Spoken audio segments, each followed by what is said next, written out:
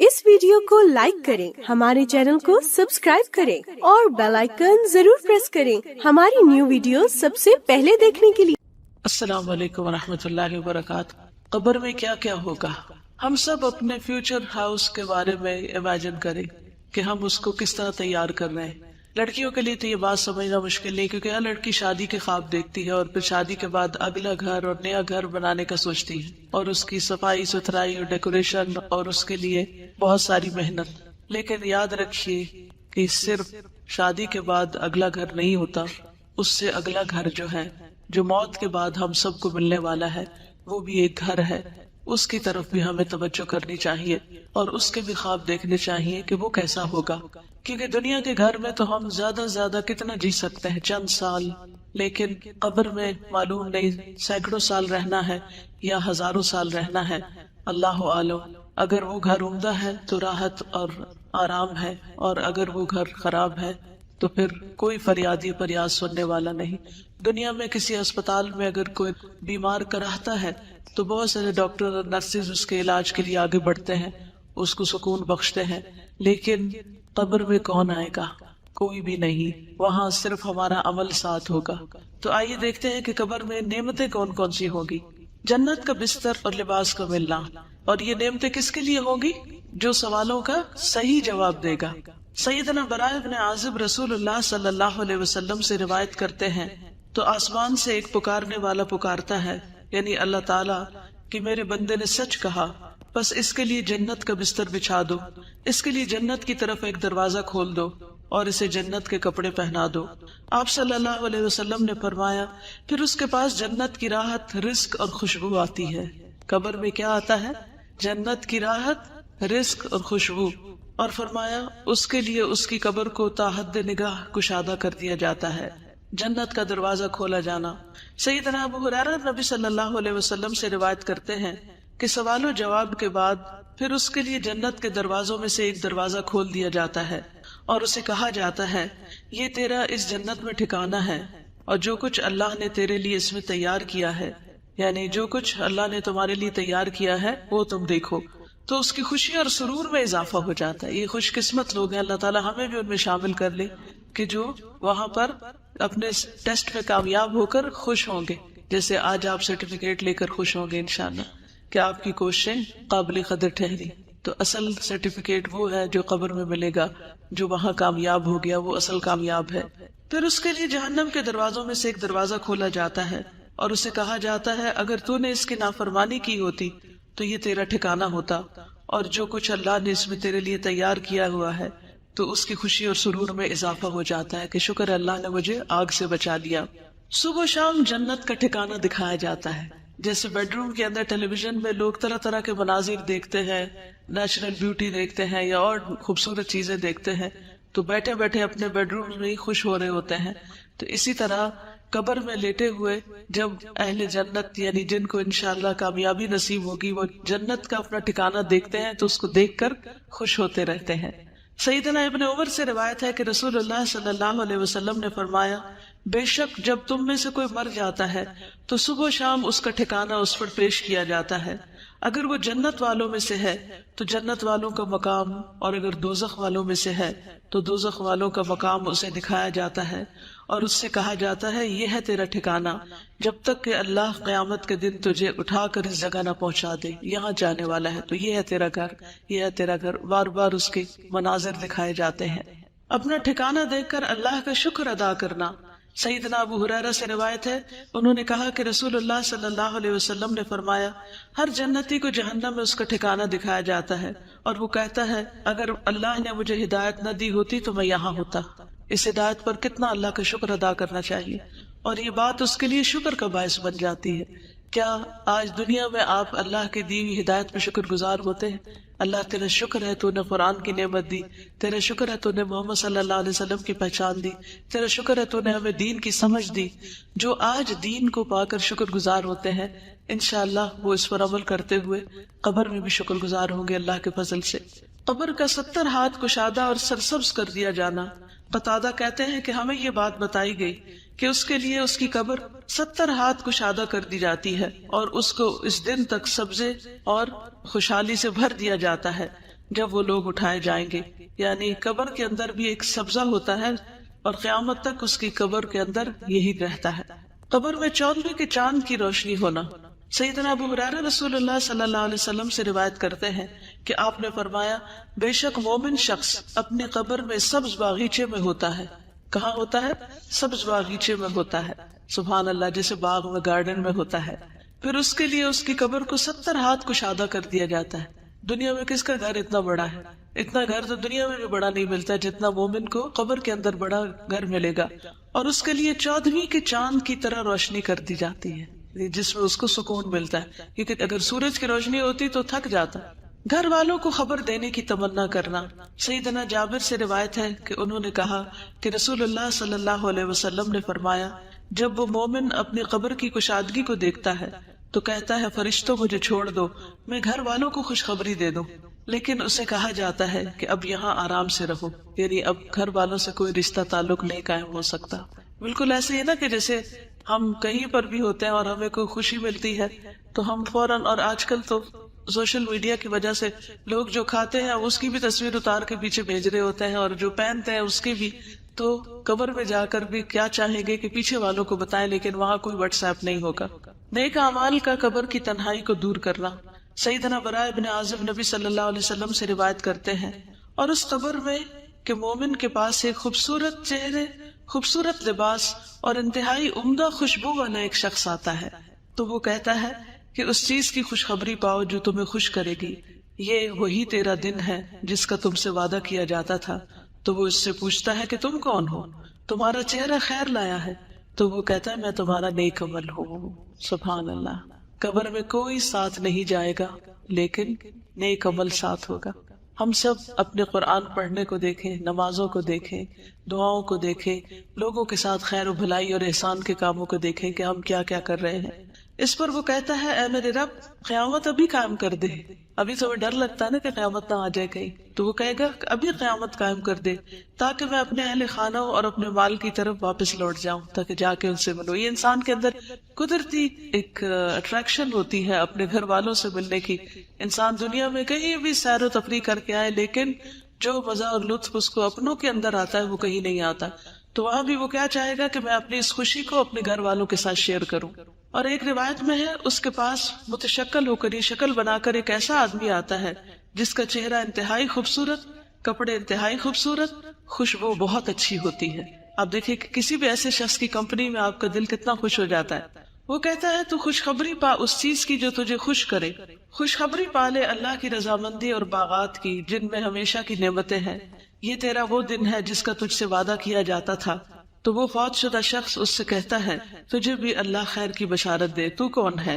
تیرا چہرہ خیر لایا ہے. تو وہ کہتا ہے کہ میں تیرا نیک عمل ہوں. اللہ کی قسم جو کچھ میں جانتا ہوں وہ یہ ہے کہ تو اللہ کی اطاعت میں بڑی جلدی کرتا تھا، یعنی نیکی کے کاموں میں آگے آگے ہوتا تھا، اور اللہ کی نافرمانی میں بہت ہی سست تھا، یعنی پیچھے ہوتا تھا، جھجکتا تھا، ڈرتا تھا. اللہ تجھے بہترین بدلہ دے. تو ہم اپنی قبر میں کیا چاہتے ہیں اس کے مطابق اپنے دنیا کے عمل درست کر لیں. صدقہ کا قبر کی آگ بجھانا. سیدنا عقبہ بن عامر سے روایت ہے انہوں نے کہا کہ رسول اللہ صلی اللہ علیہ وسلم نے فرمایا بے شک صدقہ کرنے والوں کی قبروں سے حرارت بچاتا ہے. قبروں کی آگ اور گرمی صدقے سے بجھتی ہے، اور مومن روز قیامت اپنے صدقے کے سائے میں ہوگا. مومن قیامت کے دن صدقے کے سائے میں ہوگا. اس لیے چاہے ایک کھجور کا آدھا ٹکڑا ہی کیوں نہ اللہ کے راہ میں دے، دینے والے بنے. ہمیشہ دینے پر حرص رکھے اور یاد رکھیے دینے والوں کو ملتا ہے. جو دیتا ہے اللہ تعالیٰ اس کو اس سے بھی زیادہ لوٹاتا ہے. اور قسم کھا کر یہ بات کہی گئی کہ صدقہ کرنے سے مال کبھی کم نہیں ہوتا. سیدنا ابو ہریرہ سے روایت ہے کہ رسول اللہ صلی اللہ علیہ وسلم نے فرمایا اس میت کے لیے اس کی قبر کی لمبائی اور چوڑائی میں 70 ہاتھ فراخ کر دی جاتی، کھلی کر دی جاتی ہے. پھر اس کے لیے اس میں روشنی کر دی جاتی ہے. پھر اسے کہا جاتا ہے کہ سو جاؤ. تو وہ کہتا ہے میں اپنے گھر والوں کی طرف لوٹ جاؤں تاکہ میں انہیں خبر دے دوں. تو وہ دونوں کہتے ہیں اس دلہن کی طرح سو جاؤ جسے کوئی نہیں جگاتا مگر وہ جو اس کو سب سے زیادہ پیارا ہوتا ہے، یہاں تک کہ اللہ اسے اس کی اس خوابگاہ سے اٹھائے گا. یعنی قیامت کے دن پھر وہ آرام سے اس نیند سے اٹھے گا. کتنی خوبصورت قبر ہے نیک عمل کرنے والوں کی. روح کا سبز پرندوں میں ڈالا جانا. سیدنا ابو ہریرہ نبی صلی اللہ علیہ وسلم سے روایت کرتے ہیں جسم کو اسی طرح لوٹا دیا جاتا ہے جیسے اس کی ابتدا ہوئی تھی، اور اس کی روح کو ایک پاکیزہ جسم میں ڈال دیا جاتا ہے جو کہ پرندے ہیں جو جنت کے درختوں کے ساتھ لٹکے ہوتے ہیں، یعنی یہ شہیدوں کا انجام ہے۔ شہداء کو گھر اور رزق ملنا، سیدنا ابن عباس سے روایت ہے، انہوں نے کہا کہ رسول اللہ صلی اللہ علیہ وسلم نے فرمایا، شہداء جنت کے دروازے پر موجود ایک نہر کے کنارے پر سبز رنگ کے خیمے میں رہتے ہیں، ان کی طرف ان کا رزق جنت سے صبح و شام آتا ہے۔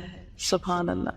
جنت کا کھانا، ایک انصاری صحابی سے روایت ہے کہ ایک مرتبہ ہم لوگ رسول اللہ صلی اللہ علیہ وسلم کے ہمراہ ایک انصاری کے جنازے میں نکلے، اور میں اس وقت نوعمر تھا اور اپنے والد کے ساتھ تھا، تو رسول اللہ صلی اللہ علیہ وسلم قبر کے گڑھے کے کنارے بیٹھ گئے اور قبر کھودنے والے کو تلقین کرنے لگے کہ سر کی جانب سے اسے کشادہ کرو اور دونوں پاؤں کی طرف سے کشادہ کرو، البتہ اس کے لیے جنت میں انگور کے بہت سے خوشے ہیں۔ یعنی نبی صلی اللہ علیہ وسلم نے اس کے دفنانے سے پہلے ہی اس کے لیے خوشخبری دے دی۔ شہداء کی خصوصی مہمان نوازی، سیدنا مسروق سے روایت ہے، انہوں نے کہا کہ ہم نے عبداللہ بن مسعود سے اس آیت کے بارے میں سوال کیا، اور جنہیں اللہ کے راستے میں قتل کیا جائے انہیں مردہ گمان نہ کرو بلکہ وہ زندہ ہیں، اپنے رب کے پاس سے رزق دیے جاتے ہیں۔ تو انہوں نے کہا ہم بھی رسول اللہ صلی اللہ علیہ وسلم سے اس بارے میں سوال کر چکے ہیں، تو آپ صلی اللہ علیہ وسلم نے فرمایا ان کی روحیں سبز پرندوں کے پیٹ میں ہوتی ہیں، ان کے لیے ایسی قندیلیں ہیں جو عرش کے ساتھ لٹکی ہوئی ہیں، اور وہ روحیں جنت میں جہاں چاہیں کھاتی اور پھرتی رہتی ہیں، پھر ان قندیلوں میں واپس آ جاتی ہیں، یعنی جہاں سے جاتی ہیں۔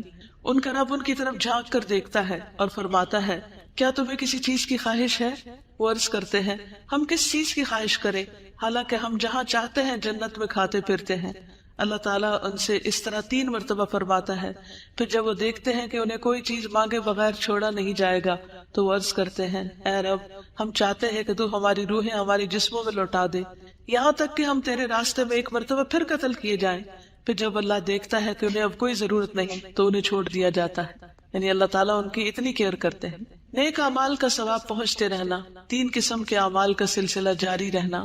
سیدنا ابو ہریرہ سے روایت ہے کہ رسول اللہ صلی اللہ علیہ وسلم نے فرمایا جب انسان فوت ہو جاتا ہے تو 3 اعمال کے سوا اس کے تمام اعمال کا سلسلہ منقطع ہو جاتا ہے، صدقہ جاریہ، یا وہ علم جس سے نفع اٹھایا جاتا رہے، یا نیک اولاد جو اس میت کے لیے دعا کرتی ہے، یہ مرنے کے بعد بھی نیکیوں میں اضافے کا سبب بنتے ہیں۔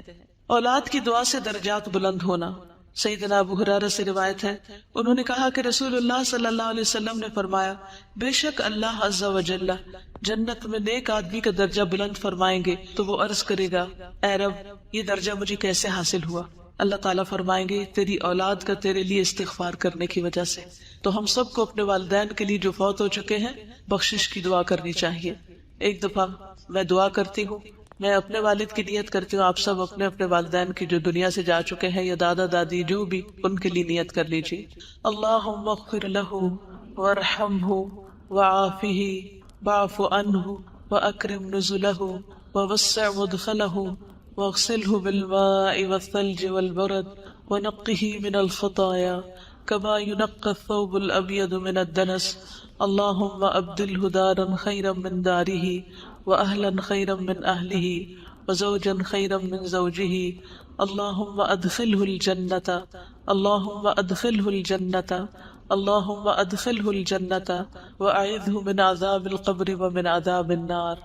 جہاں اپنی بخشش کی دعا مانگا کرے وہاں اپنے والدین کی بخشش کی دعا بھی ضرور کیا کرے، کیونکہ اللہ سبحانہ وتعالیٰ کا فرمان ہے انشکر لی ولوالدیک، کہ میرا شکر ادا کرو اور اپنے والدین کا۔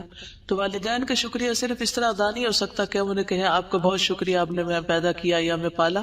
شکر عمل سے ہوتا ہے، اور وہ عمل کیا ہے کہ ان کے لیے دعا کی جائے، ان کی طرف سے صدقہ خیرات کیا جائے۔ کوئی سوال؟ کیوں نہیں ٹھیک؟ مجھے یاد ہے میں بہت چھوٹی تھی اور میری والدہ نے یہ حدیث مجھے سنا دی تھی، ابھی میں نے ہوش نہیں سنبھالا تھا۔ ان کو تھوڑا سا پہلے آپ راہ ہموار کریں کہ دیکھیں ہم اس دنیا میں اللہ کی عبادت کے لیے آئیں، جہاں ایک طرف قبر میں نعمتیں ہیں وہاں دوسری طرف قبر میں عذاب بھی ہے۔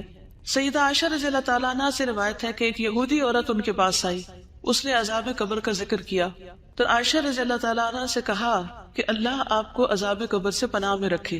اس پر عائشہ رضی اللہ تعالیٰ عنہ نے رسول اللہ صلی اللہ علیہ وسلم سے عذاب قبر کے بارے میں پوچھا۔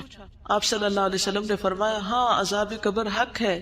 عائشہ رضی اللہ تعالیٰ عنہ نے بیان کیا کہ پھر میں نے کبھی ایسا نہیں دیکھا کبھی ایسا نہیں دیکھا کہ رسول اللہ صلی اللہ علیہ وسلم نے کوئی نماز پڑھی ہو اور اس میں عذاب قبر سے اللہ کی پناہ نہ مانگی ہو۔ یہ کون دعا کر رہا ہے؟ نبی صلی اللہ علیہ وسلم۔ یہ دعا کہاں پڑھی جاتی ہے کچھ پتہ ہے آپ کو؟ تشہد کے بعد، اللہم انی اعوذ بک من عذاب القبر واعوذ بک من عذاب جہنم واعوذ بک من فتنۃ المسیح الدجال واعوذ بک من فتنۃ المحیا والممات۔ جہاں ہم رب اجعلنی پڑھتے ہیں نا، تو چاہے تو اس کی جگہ آپ پڑھ لیں، چاہے تو اس کے ساتھ پڑھ لیں، دونوں صورتیں کر سکتے ہیں، ٹھیک ہے؟ تو نبی صلی اللہ علیہ وسلم اس دعا کو ہمیشہ پڑھتے تھے، ہمیں بھی پڑھنی چاہیے اور قبر کے عذاب سے پناہ مانگنی چاہیے۔ نبی صلی اللہ علیہ وسلم اگر عذاب قبر سنوا دیتے تو لوگ دفن کرنا چھوڑ دیتے۔ سیدنا انس سے روایت ہے کہ نبی صلی اللہ علیہ وسلم نے فرمایا، اگر مجھے یہ ڈر نہ ہوتا کہ تم لوگ اپنے مردوں کو دفن کرنا چھوڑ دو گے تو میں اللہ سے دعا کرتا کہ وہ تمہیں قبر کا عذاب سنا دے۔ جانوروں کو عذاب کی آوازیں آنا، سیدنا ابن مسعود سے روایت ہے کہ آپ صلی اللہ علیہ وسلم نے فرمایا، بے شک مردوں کو ان کی قبروں میں عذاب دیا جاتا ہے، یہاں تک کہ یقیناً جانور ان کی آوازیں سنتے ہیں۔ سیدنا زید بن ثابت سے روایت ہے کہ انہوں نے کہا کہ نبی صلی اللہ علیہ وسلم اپنے گدھے پر سوار ہو کر بنو نجار کے باغ میں جا رہے تھے اور ہم بھی آپ کے ساتھ تھے کہ اچانک وہ گدھا بدک گیا، قریب تھا کہ وہ آپ کو نیچے گرا دے، یعنی ایک دم سرکش ہو گیا۔ دیکھا تو وہاں 6 یا 5 یا 4 قبریں تھیں۔ آپ صلی اللہ علیہ وسلم نے فرمایا، کیا کوئی ان قبر والوں کو جانتا ہے؟ تو ایک آدمی نے عرض کیا کہ میں جانتا ہوں۔ آپ نے فرمایا، یہ لوگ کب مرے تھے؟ اس آدمی نے عرض کیا، یہ لوگ شرک کی حالت میں مرے۔ تو آپ صلی اللہ علیہ وسلم نے فرمایا، بے شک ان لوگوں کو ان کی قبروں میں عذاب ہو رہا ہے۔ اگر مجھے یہ خیال نہ ہوتا کہ تم لوگ اپنے مردوں کو دفن کرنا چھوڑ دو گے تو میں اللہ سے دعا کرتا کہ وہ تمہیں بھی قبر کا عذاب سنا دے جسے میں سن رہا ہوں۔ پھر آپ صلی اللہ علیہ وسلم نے اپنے چہرے کا رخ ہماری طرف کیا اور فرمایا، تم لوگ آگ کے عذاب سے اللہ کی پناہ مانگو۔ انہوں نے یعنی صحابہ نے عرض کیا، ہم آگ کے عذاب سے اللہ کی پناہ مانگتے ہیں۔ پھر آپ صلی اللہ علیہ وسلم نے فرمایا، تم قبر کے عذاب سے اللہ کی پناہ مانگو۔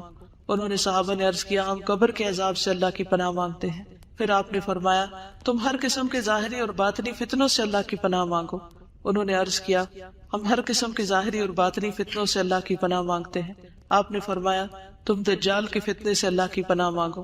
انہوں نے صحابہ نے عرض کیا، ہم دجال کے فتنے سے اللہ کی پناہ مانگتے ہیں۔ یہاں سے یہ بھی پتہ چلتا ہے کہ نبی صلی اللہ علیہ وسلم کی جو تعلیم تھی وہ سچویشنل بھی ہوتی تھی، جس وقت جو سچویشن پیش آتی اس کے مطابق لوگوں کو تعلیم دیتے۔ کیا آپ شادی کے مجلس میں یہ کتاب لے جائیں گی؟ کیا خیال ہے؟ شادی والے دن شادی والے گھر میں یہ کتاب سنائیں گی؟ نہیں۔ نبی صلی اللہ علیہ وسلم نے صحابہ کو قبر وغیرہ کے بارے میں کس وقت بتایا؟ جب وہ قبریں دیکھی انہوں نے، ان حالات یعنی اس موقع کی مناسبت سے۔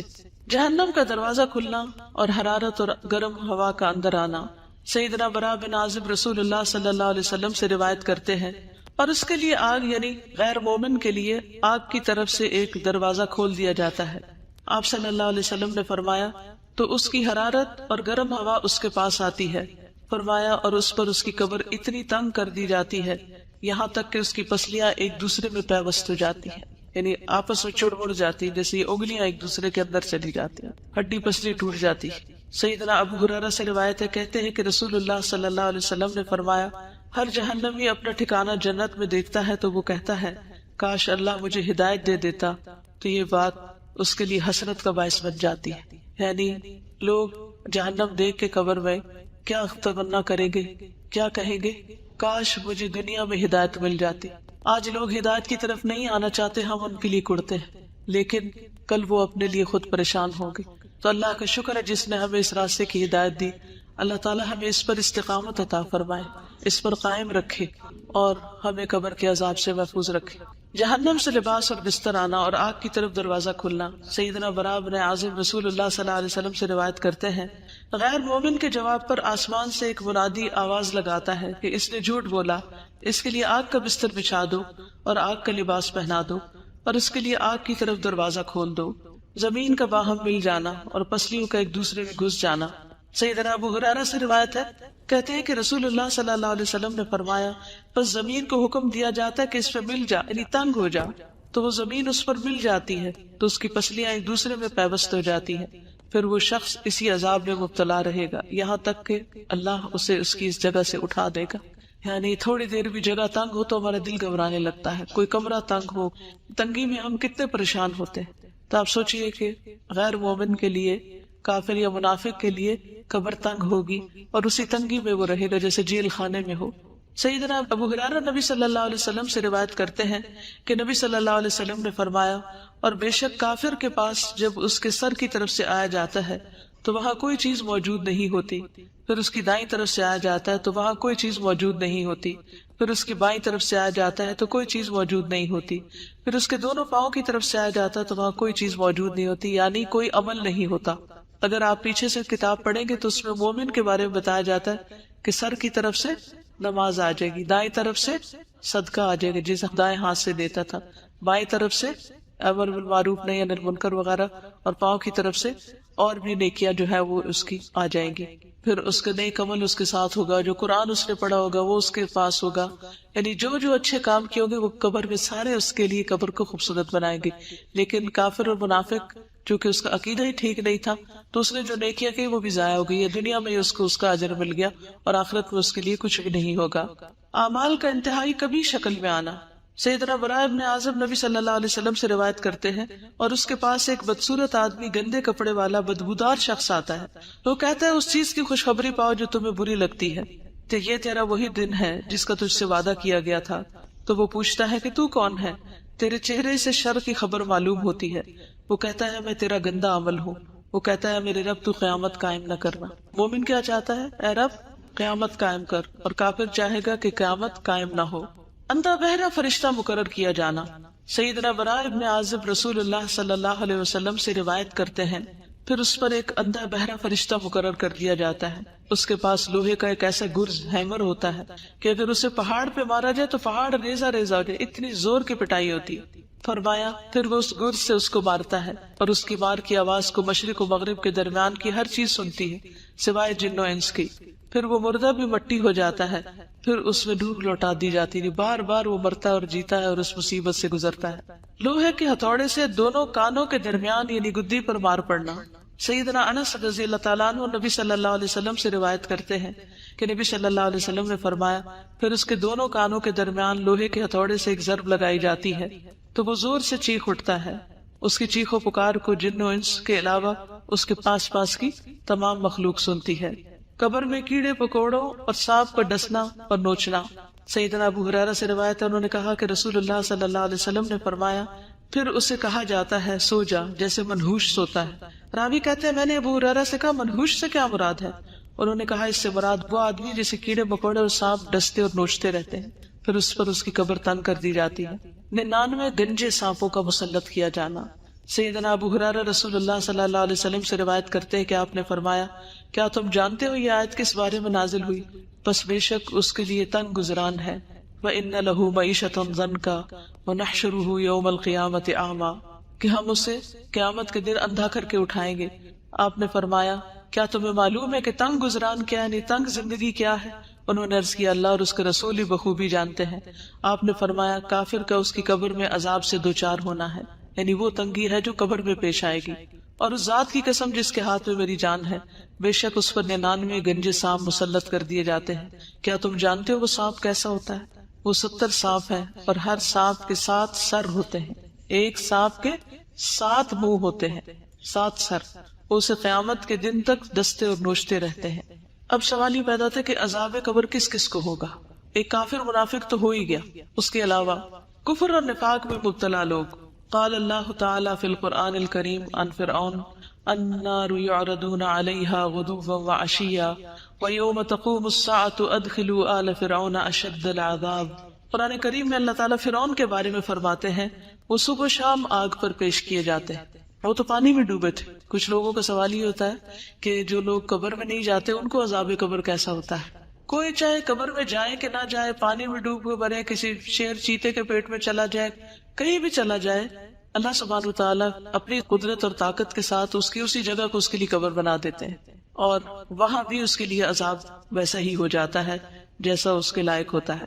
تو آل فرعون صبح شام آگ پر پیش کی جاتی ہے، اور جس دن قیامت قائم ہوگی تو حکم ہوگا آل فرعون کو سخت ترین عذاب میں داخل کر دو، یعنی آخرت کا عذاب اور بھی شدید ہے۔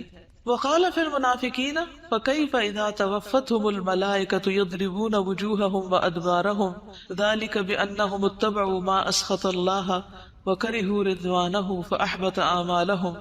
اور منافقین کے بارے میں فرماتے ہیں پھر اس وقت ان کا حال کیا ہوگا جب فرشتے ان کی روح قبض کریں گے تو ان کے چہروں اور پشتوں پر مار رہے ہوں گے، یہ اس لیے کہ وہ ایسی بات کے پیچھے لگ گئے جس نے اللہ کو ناراض کر دیا اور اس کی رضا کی راہ اختیار کرنے کو پسند نہ کیا، تو اس اللہ نے ان کے سب اعمال ضائع کر دیے.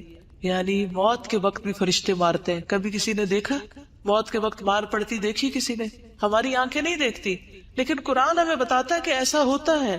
تو یہ علم غیب سے تعلق رکھتا ہے. قبر کا عذاب کس سے تعلق رکھتا ہے؟ علم غیب سے. یعنی جب ایک انسان مر جاتا ہے نا تو دنیا سے اس کا رشتہ ختم ہو جاتا ہے. پھر قبر میں کیا ہوتا ہے وہ وہی جانتا ہے، ہم نہیں جان سکتے. ہم اگر قبر کھود کے بھی دیکھیں تو ہمیں نظر نہیں آئے گا کچھ. کبھی کبھی ایسے ہوتا ہے کہ اللہ سبحانہ وتعالیٰ دنیا میں بھی ایسی کچھ نشانیاں دکھا دیتا ہے. میں نے ایک ویڈیو کلپ دیکھا تھا کہ کسی ملک میں ایک میت کو دفن کر رہے اور قبر کھود رہے اور اس میں بار بار سانپ آ رہا ہے. یہ میں نے اپنی آنکھوں سے دیکھا کہ وہ مختلف طریقوں سے اس سانپ کو نکالنے کی کوشش کرتے ہیں، ہٹانے کی، رخ موڑنے کی، لیکن وہ سانپ باز نہیں آتا. آخر تنگ آ کر وہ لوگ میت کو جب نیچے اتارتے ہیں تو وہ اس کے کفن کے اندر گھس جاتا سانپ. یہ نشانیاں کبھی کبھی اللہ سبحانہ وتعالیٰ دکھا دیتے ہیں تاکہ لوگوں کو یقین آ جائے، ورنہ ہمارے لیے تو قرآن اور سنت ہی کافی ہے، سچے نبی کی سچی باتیں ہی کافی ہیں کہ ہم ان پر یقین کریں. کسی انسان کی بات یا کسی ویڈیو کلپ کی تو بات ہی دوسری کی جا سکتی ہے تاکہ لوگ عبرت پکڑے. سیدنا ابو ایوب سے روایت ہے، وہ کہتے ہیں کہ رسول اللہ صلی اللہ علیہ وسلم سورج غروب ہونے کے بعد باہر نکلے تو آپ نے کچھ آواز سنی تو آپ نے فرمایا یہودیوں کو ان کی قبروں میں عذاب ہو رہا ہے. یعنی آپ صلی اللہ علیہ وسلم کو بھی اللہ سبحانہ وتعالیٰ ایسی باتیں سنوا دیتے تھے کیونکہ آپ ہمیں پھر علم یقینی کے ساتھ خبر دیتے تھے. ظلم کرنے والا اللہ تعالیٰ نے فرمایا اور کاش آپ ظالموں کو دیکھیں جب وہ موت کی سختیوں میں مبتلا ہوتے ہیں. اللہ اکبر، اللہ ہمیں بچائے. اور فرشتے ان کی طرف اپنے ہاتھ پھیلائے ہوئے ہوتے ہیں اور کہتے ہیں لاؤ اپنی جانیں نکالو، آج تم ذلت کے عذاب کو بدلہ دیے جاؤ گے اس وجہ سے کہ تم اللہ پر ناحق باتیں کہتے تھے اور تم اس کی آیات سے تکبر کرتے تھے. چغل خور اور پیشاب کی چھینٹوں سے نہ بچنے والا. سیدنا ابن عباس سے روایت ہے کہ نبی صلی اللہ علیہ وسلم 2 قبروں کے پاس سے گزرے تو آپ نے فرمایا ان 2 قبر والوں کو عذاب دیا جا رہا ہے اور ان دونوں کو کسی بڑی بات پر عذاب نہیں دیا جا رہا. پھر آپ نے فرمایا کیوں نہیں، بڑی بات ہی ہے. ان میں سے ایک شخص تو چغل خوری میں دوڑ دھوپ کیا کرتا تھا، یعنی ادھر کی بات ادھر لگا، ادھر کی شکایت ادھر، ادھر کی ادھر، لوگوں کی بری باتیں اور غیبتیں آگے سے آگے پہنچاتا تھا. یعنی ہر وقت اس کی گفتگو میں دوسروں کی برائیاں شامل تھی. دوڑ دھوپ کرتا یعنی اس کی ایفرٹ اور ساری بھاگ دوڑ یہی تھی، اس کا انٹرسٹ ہی یہی تھا. اور دوسرا اپنے پیشاب سے بچنے کے لیے احتیاط نہیں کرتا تھا. کچھ لوگ تو کموڈ پہ بیٹھتے ہیں اور کچھ لوگ کموڈ پہ نہیں بیٹھتے، نیچے بیٹھتے ہیں اور وہ جو پیشاب کرتے ہیں تو پاؤں پہ بھی چھینٹیں پڑ رہی تھی، کپڑوں میں بھی پڑ رہی تھی، پھر انہیں کپڑوں میں نماز بھی پڑھ لیتے ہیں. تو طہارت کا اہتمام کرنا بے حد ضروری ہے. اللہ سبحانہ تعالیٰ ہمیں صحیح طہارت اختیار کرنے کی توفیق دے، نہ ہم حد سے بڑھیں اور نہ اس کو چھوڑیں. سیدنا ابن عباس سے مروی ہے کہ رسول اللہ صلی اللہ علیہ وسلم نے فرمایا قبر کا عموماً عذاب پیشاب کی وجہ سے ہوتا ہے، پس تم پیشاب کے چینٹوں سے بچا کرو. مظلوم کی مدد نہ کرنے والا اور بغیر وضو کے نماز پڑھنے والا. سیدنا ابن مسعود سے روایت ہے کہ آپ صلی اللہ علیہ وسلم نے فرمایا اللہ کے بندوں میں سے ایک بندے کے بارے میں حکم دیا گیا کہ اسے قبر میں 100 کوڑے لگائے جائیں. وہ تخفیف کا سوال کرتا رہا اور دعا کرتا رہا یہاں تک کہ 1 کوڑا باقی رہ گیا، باقی معاف کر دیے گئے. جب اسے یہ 1 کوڑا لگایا گیا تو اس پر اس کی قبر آگ سے بھر گئی. پھر جب اسے سزا کا اثر زائل ہوا تو اس نے فرشتوں سے کہا تم نے کس بنا پہ مجھے کوڑا لگایا؟ انہوں نے کہا تم نے ایک نماز بغیر وضو کے پڑھی تھی اور تم ایک مظلوم کے پاس سے گزرے تھے، تم نے اس کی مدد نہیں کی تھی. یعنی تمہارے سامنے کسی کی پٹائی ہو رہی تھی اور تم نے روکا نہیں اس کو. تو ہمیں اپنی ساری زندگیوں کا جائزہ لینا ہے اور جہاں جہاں ہمارے اعمال قرآن و سنت سے ٹکراتے ہیں وہاں ان سے بچنا ہے اور اللہ سے ہر وقت توبہ کرتے رہنا ہے. خیانت کرنے والا. سیدنا ابو ہریرہ سے روایت ہے کہ جب ہم نے خیبر فتح کیا تو ہمیں مال غنیمت میں سونا اور چاندی نہیں ملے بلکہ گائے، اونٹ، سامان اور باغات ملے تھے. پھر ہم رسول اللہ صلی اللہ علیہ وسلم کے ساتھ وادی خرا کی طرف لوٹے اور آپ کے ہمراہ آپ کا غلام تھا جس کو مدعم کہا جاتا تھا، جو بنو ذباب کے ایک آدمی نے آپ کو ہدیے میں دیا تھا. اس دوران کہ وہ رسول اللہ صلی اللہ علیہ وسلم کا کجاوا اتار رہا تھا کہ اچانک نامعلوم سمت سے ایک تیر آ کر اس غلام کو لگ گیا. لوگوں نے کہا اس کے لیے شہادت مبارک ہو. تو رسول اللہ صلی اللہ علیہ وسلم نے فرمایا ہرگز نہیں، اس ذات کی قسم جس کے ہاتھ میں میری جان ہے، جو چادر اس نے خیبر کے دن تقسیم ہونے سے پہلے مال غنیمت میں سے چرائی، جو چادر اس نے مال غنیمت میں سے چرائی تھی، وہ اس پر آگ کا شعلہ بن کر بھڑک رہی ہے۔ یہ شخص کون تھا؟ مومن تھا نا؟ کون تھا؟ نبی صلی اللہ علیہ وسلم کی خدمت کرتا تھا، اتنا بڑا اعزاز اس کو حاصل تھا، لیکن اس کے ساتھ اس نے ناسمجھی کی وجہ سے کیا کیا؟ چادر چوری کر لی بیت المال میں سے۔ اللہ کا مال، لوگوں کی ڈونیشن جو ہوتی ہے، یعنی جیسے آپ میں سے کئی انچارجز ہوگی، کئی برانچ انچارجز ہوگی، کئی ڈونیشن جمع کرتے ہوں گے، وہ آپ کے لیے کالے سانپ کی طرح ہے کہ اس کو آپ اپنی ذات پہ نہیں لگا سکتے، کہ آپ اللہ کے دین کی خدمت کے لیے پیسہ اکٹھا کریں اور پھر ذاتی فائدے اٹھانا شروع کر دیں۔ یہ اپنی آخرت عاقبت خراب کرنے کے برابر ہے۔ ایک سوئی دھاگا بھی اس میں سے نہیں لینا چاہیے۔ لوگ جس مقصد کے لیے جو مال دیں اس کو وہی خرچ کر دینا چاہیے، اور اس کی حفاظت بھی کرنی چاہیے، اسے ضائع ہونے کے لیے اور چوری ہونے کے لیے نہیں چھوڑ دینا چاہیے۔ یہ بات سن کر ایک آدمی 1 یا 2 تسمے لے کر آیا تو کہنے لگا یہ چیز میں نے اٹھائی تھی۔ تو رسول اللہ صلی اللہ علیہ وسلم نے فرمایا یہ بھی آگ کا 1 تسمہ یا 2 تسمے بنتے، اگر تم اس کو نہ جمع کراتے تو یہ تمہارے لیے آگ بن جاتے۔ جھوٹ بولنے والا، استغفر اللہ استغفر اللہ۔ سیدنا سمرہ بن جندب سے روایت ہے، کہتے ہیں کہ نبی صلی اللہ علیہ وسلم نے فرمایا آج رات میں نے 2 آدمیوں کو دیکھا جو میرے پاس آئے۔ ان دونوں نے کہا کہ جسے آپ نے دیکھا ہے اس کی باچھ کو چیرا جا رہا تھا، وہ بڑا ہی جھوٹا تھا، جو ایک جھوٹی بات کرتا اور اس سے وہ جھوٹ نقل کیا جاتا، یہاں تک کہ دنیا کے کونوں میں پہنچ جاتا، قیامت کے دن تک اس کو یہی سزا ملتی رہے گی۔ اب بعض اوقات ہمارے اخبار، ریڈیو، ٹیلی ویژن جھوٹی خبریں آگے نشر کرتے ہیں، اسی طرح بعض اوقات واٹس ایپ پر ہم جھوٹی خبریں آگے پہنچاتے ہیں، بغیر جانے کوئی بھی چیز آگے نہ پہنچائے۔ آج کل لوگوں کی بہت عادت ہے، کوئی کسی کا بیان سنا، یہ نہ دیکھا کہ اس میں کون سی چیز قرآن سے ثابت ہے یا حدیث سے ثابت ہے، جھوٹی روایات، جھوٹے قصے صرف ایک انٹرٹینمنٹ کے طور پر آگے سے آگے بیان کرتے، بعض اوقات جھوٹے لطیفے اور ایسی چیز کو حدیث بنا کر پیش کرنا جو حدیث ہے ہی نہیں یا ضعیف حدیثیں ہیں۔ تو ان چیزوں کو بھی آگے فارورڈ کرنے سے پرہیز کریں۔ کوئی ضروری نہیں ہوتا کہ ہم ہر چیز ہی دوسروں تک پہنچائیں، جو چیز صاف ستھری، صحیح اور درست ہو اسی کو آگے پہنچائیں تاکہ ہمارے لیے صدقہ جاریہ بنے، نہ کہ عذاب جاریہ۔ سیدنا عمر نبی صلی اللہ علیہ وسلم سے روایت کرتے ہیں کہ آپ نے فرمایا میت کو اس کی قبر میں اس پر کیے جانے والے نوحے کی وجہ سے عذاب دیا جاتا ہے۔ ہم نے ایک وصیت نامہ چھاپ کے رکھا ہوا کاغذ یہاں پر ہوگا، آپ سب اپنے گھر والوں کے لیے وہ پیپر لکھ کے رکھ سکتے ہیں اپنے دستخط کے ساتھ کہ جب ہم بہت ہوں تو ہمارے پر بین نہ کیا جائے۔ سیدنا ابو موسیٰ اشعری سے روایت ہے، رسول اللہ صلی اللہ علیہ وسلم نے فرمایا جب کوئی مرنے والا مرتا ہے تو اس پر رونے والا کھڑا ہو اور وہ کہے کہ اے میرے پہاڑ، اے میرے سردار، یا اسی قسم کے کوئی اور الفاظ، تو میت پر 2 فرشتے مقرر کیے جاتے ہیں جو اس کے سینے پہ گھونسا مارتے اور پوچھتے ہیں کیا تو ایسا ہی تھا؟ تو اس لیے اپنی بے جا تعریفیں بھی پسند نہیں کرنی چاہیے، اور لوگوں کو منع کیا جائے کہ ہماری بلا ضرورت تعریف نہ کرے، کیونکہ بعض اوقات مبالغہ رہی ہوتی تعریف میں، تو جو جھوٹی تعریفیں ہیں وہ بھی میت کے لیے مصیبت کا باعث بنتی۔ سیدنا انس سے روایت ہے، انہوں نے کہا کہ ایک شخص پہلے عیسائی تھا، پھر مسلمان ہو گیا، اس نے سورۃ البقرہ اور آل عمران پڑھی تو نبی صلی اللہ علیہ وسلم کا کاتب بن گیا، لیکن پھر وہ شخص مرتد ہو کر عیسائی ہو گیا، تو وہ کہنے لگا کہ محمد صلی اللہ علیہ وسلم کے لیے جو کچھ میں نے لکھ دیا ہے اس کے سوا محمد کو اور کچھ بھی معلوم نہیں۔ پھر اللہ تعالیٰ نے اسے موت دی، لوگوں نے اسے دفن کر دیا۔ جب صبح ہوئی تو انہوں نے دیکھا کہ زمین نے اسے باہر پھینک دیا تھا۔ لوگوں نے کہا یہ محمد صلی اللہ علیہ وسلم اور اس کے ساتھیوں کا کام ہے، چونکہ یہ ان سے فرار ہو گیا تھا اس لیے انہوں نے ہمارے ساتھی کی قبر اکھاڑ دی اور اسے باہر نکال پھینکا ہے۔ چنانچہ انہوں نے دوسری قبر کھودی جو بہت زیادہ گہری تھی، لیکن جب صبح ہوئی تو پھر زمین نے اسے باہر پھینک دیا۔ اس مرتبہ بھی انہوں نے یہی کہا کہ یہ محمد صلی اللہ علیہ وسلم اور ان کے ساتھیوں کا کام ہے، چونکہ یہ ان سے فرار ہو گیا تھا اس لیے انہوں نے ہمارے ساتھی کی قبر اکھاڑ دی اور اس کو باہر ڈال دیا۔ پھر انہوں نے قبر کھودی اور جتنی گہری ان کے بس میں تھی اسے کر کے اس کے اندر ڈال دیا، لیکن صبح ہوئی تو پھر زمین نے اسے باہر پھینک دیا۔ اب انہیں یقین آیا کہ یہ کسی انسان کا کام نہیں، چنانچہ انہوں نے اسے یوں ہی زمین پر رہنے دیا۔ تو اس طرح کے واقعات نبی صلی اللہ علیہ وسلم کے دور میں بھی پیش آئے ہیں۔ عذاب قبر سے محفوظ رہنے والے خوش نصیب لوگ کون سے لوگ ہیں جن کو عذاب قبر نہیں ہوتا؟ شہید ہونے والا۔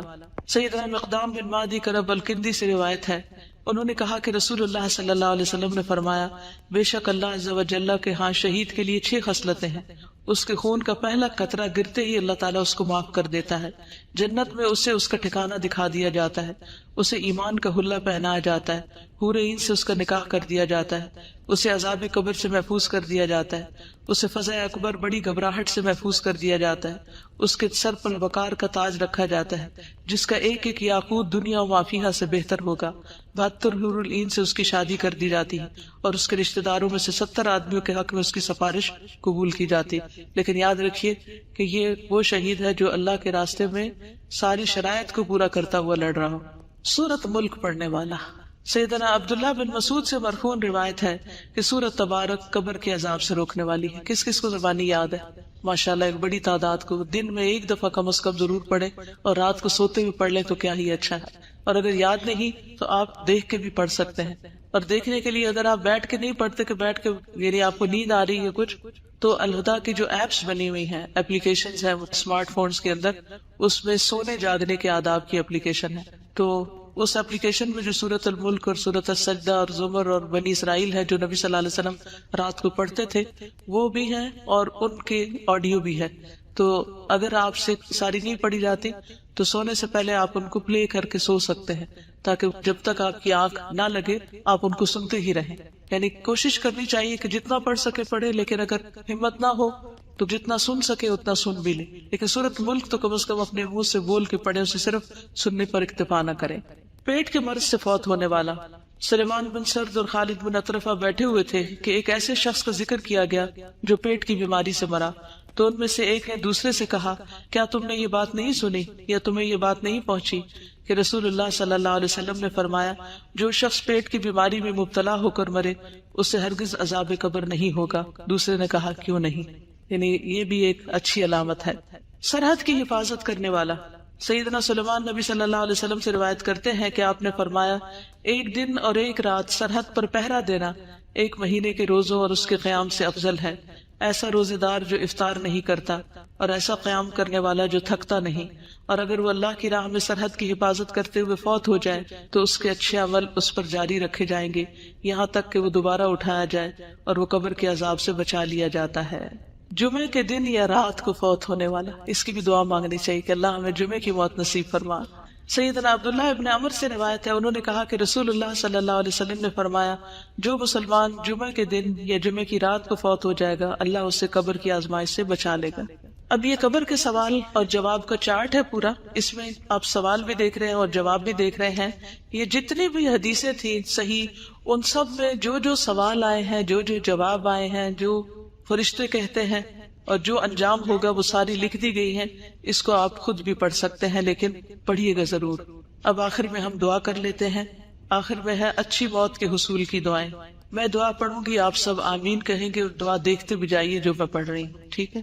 سبحان اللہ والحمد للہ ولا الہ الا اللہ واللہ اکبر ولا حول ولا قوة الا باللہ العلی العظیم فاطر السماوات والارض انت ولی فی الدنیا والآخرہ توفنی مسلما والحقنی بالصالحین ربنا افرغ علینا صبرا وتوفنا مسلمین ربنا فاغفر لنا ذنوبنا وکفر عنا سیئاتنا وتوفنا مع الابرار رب هب لي حكما والحقني بالصالحين اللهم توفنا مسلمين واحينا مسلمين والحقنا بالصالحين غير خزايا ولا مفتونين اللهم ارزقني شهادة في سبيلك واجعل موتي في بلد رسولك صلى الله عليه وسلم اللهم بعلمك الغيب وقدرتك على الخلق احيني ما علمت الحياة خيرا لي وتوفني اذا علمت الوفاة خيرا لي اللهم اصلح لي ديني الذي هو عصمة امري واصلح لي دنياي التي فيها معاشي واصلح لي آخرتي التي فيها معادي واجعل الحياة زيادة لي في كل خير واجعل الموت راحة لي من كل شر۔ اے اللہ بے شک میں تیری پناہ لیتا ہوں مکان کے نیچے دب کر مرنے سے، اور میں تیری پناہ لیتا ہوں اوپر سے نیچے گر کر ہلاک ہونے سے، اور میں تیری پناہ لیتا ہوں ڈوب کر مرنے سے اور جلنے سے اور آزاد بوڑھا ہو جانے سے، اور میں تیری پناہ لیتا ہوں اس سے کہ شیطان مجھے موت کے وقت بدحواس کر دے، اور اس بات سے تیری پناہ لیتا ہوں کہ میں تیرے راستے میں پیٹھ پھیر کر مروں، اور اس بات سے تیری پناہ لیتا ہوں کہ زہریلے جانور کے ڈسنے سے میں مر جاؤں۔ اے اللہ، بے شک میں تجھ سے نیکیاں کرنے اور برائیوں کو ترک کر دینے کا سوال کرتا ہوں، اور جب تو لوگوں کو فتنے میں مبتلا کرنے کا ارادہ کرے اور میں ان میں موجود ہوں تو مجھے فتنے سے بچا کر اپنے پاس بلا لینا۔ عذاب قبر سے حفاظت کی دعائیں۔ اللہم انی اعوذ بک من عذاب القبر ومن عذاب النار ومن فتنة المحیا والممات ومن فتنة المسیح الدجال۔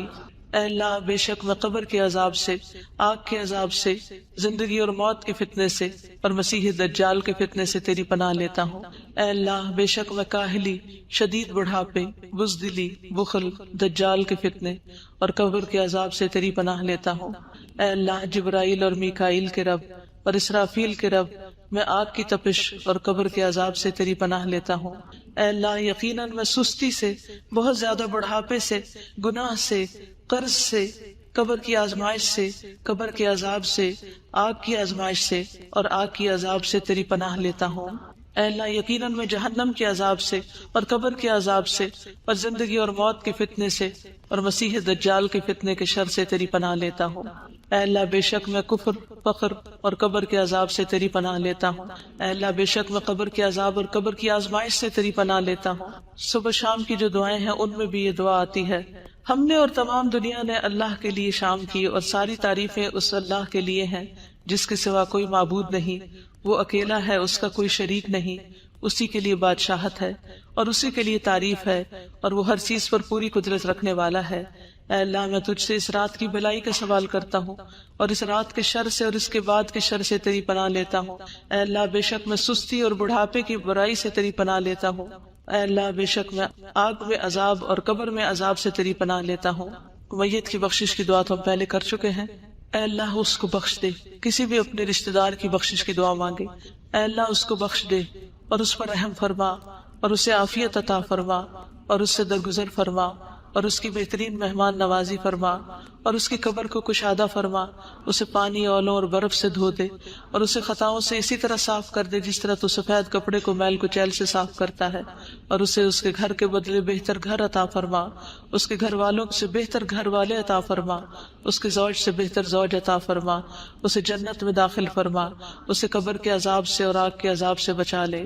میت کے لیے فتنہ قبر سے بچنے کی دعا، یعنی کسی بھی جو آپ کے رشتہ دار قبر میں ہے ان سب کی نیت کر کے یہ دعا کریں۔ اللہم ان فلان ابن فلان فی ذمتک فقہ فتنۃ القبر، بچے کو عذاب قبر سے محفوظ رکھنے کی دعا۔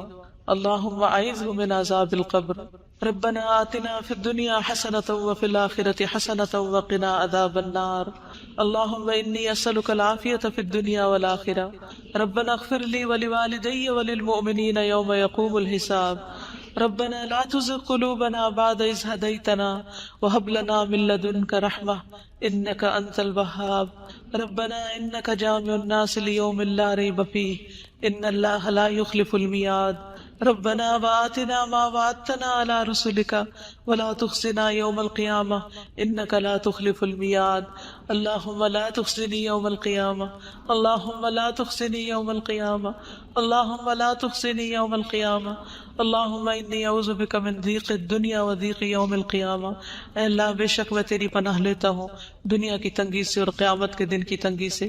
یا اللہ پاک، یہ جتنی بچیاں قرآن پڑھ گئی ہیں انہیں استقامت عطا فرمانا، ان کو بہترین عمل کی توفیق عطا فرمانا، ہر قسم کی اخلاقی برائیوں سے بچانا، ان کی عاقبت اچھی کر دینا، اس علم کو انہیں دوسروں تک پہنچانے کی توفیق دینا، خالص اپنی رضا کے لیے، کسی بھی دنیاوی فائدے کی لالچ کے بغیر اور دنیاوی فائدے اٹھانے کے بغیر۔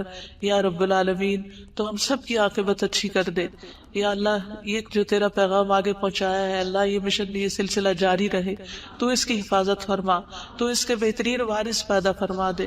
یا رب العالمین، تو ہماری کوتاہیوں سے درگزر فرما، اللہ ہمیں ہماری برائیوں سے بچا۔ یا رب العالمین، تو ہمیں قبر کے عذاب سے، جہنم کے عذاب سے، اور مسیح دجال کے فتنے سے محفوظ رکھنا۔